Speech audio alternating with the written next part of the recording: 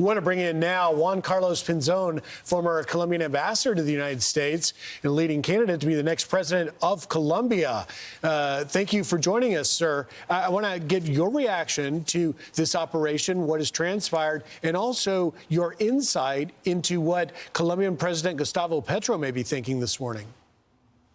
Well, first of all, it's a great news for the world, for democracy, for freedom, for Latin America.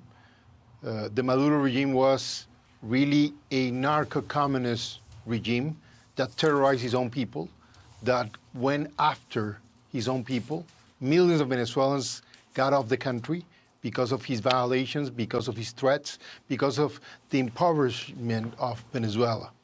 And I have to say, he also was consequential into very difficult times in Colombia.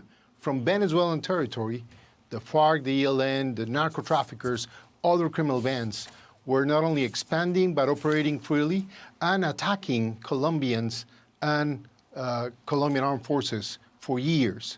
So honestly, this is a great news for the region, for the country. Let's hope Venezuelans can have a good transition and that their economy and their people can really thrive now. President Trump has made great efforts to reestablish control over the Western Hemisphere. How important is it to South and Central America that the United States have that control as opposed to the influence from China? Well, sadly, what I describe as narco-communism was expanding in the whole region. It did happen from Mexican cartels to Colombian terrorist cartels, and certainly to the regime in Venezuela, but we have seen that moving up to Ecuador, to places like Honduras, and even Nicaragua.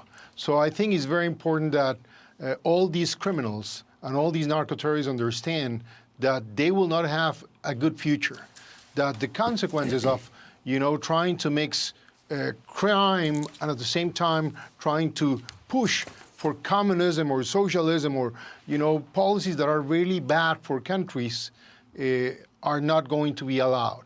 In the case of Colombia, as I become president, we will have to fight strongly, as I did when I was Minister of Defense, all organized crime, all sources of drugs, because at the end, it's for the purpose of protecting our own people, first and most, but then to contribute to other countries' democracies and the regional stability. And that's where the U.S.-Colombia partnership worked very well for years and needs to come back.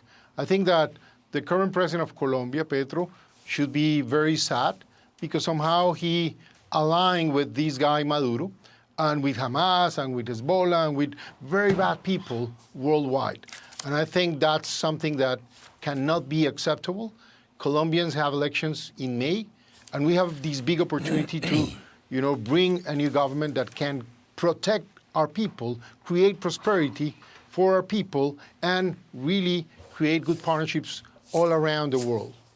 You mentioned that you've been fighting drug trafficking for over a decade now.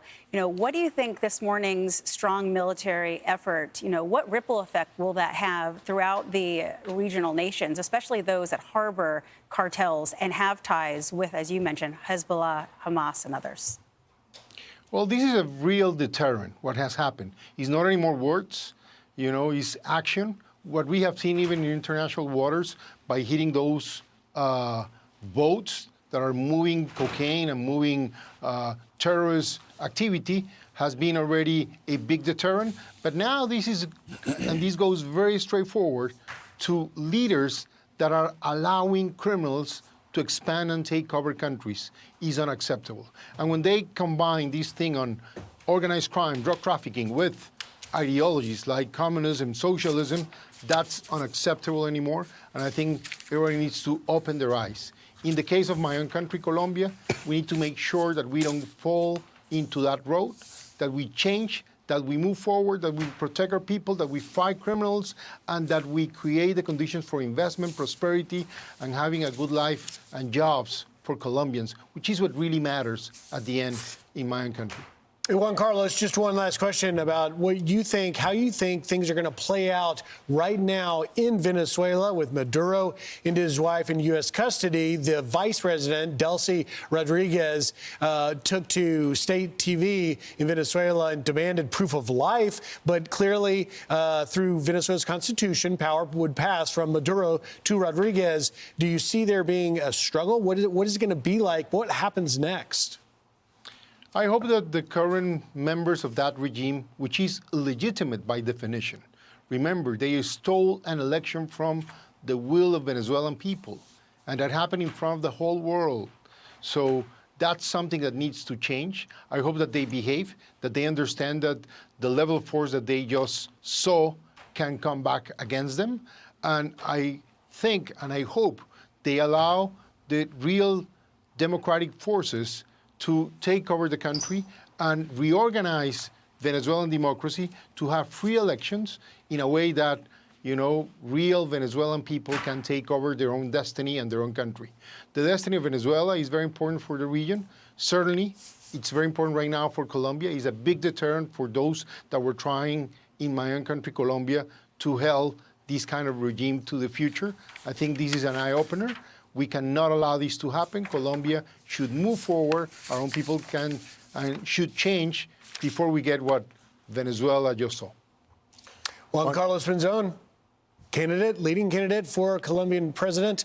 Hopefully, sir, one day we may be speaking to you after you are inaugurated there. We'll be watching what happens both in Venezuela and Colombia. Juan Carlos, thank you for your time. Thank you. Thank you so much. I'm Steve Doocy. I'm Brian Kilmeade. And I'm Ainsley Earhart. And click here to subscribe to the Fox News YouTube page to catch our hottest interviews and most compelling analysis.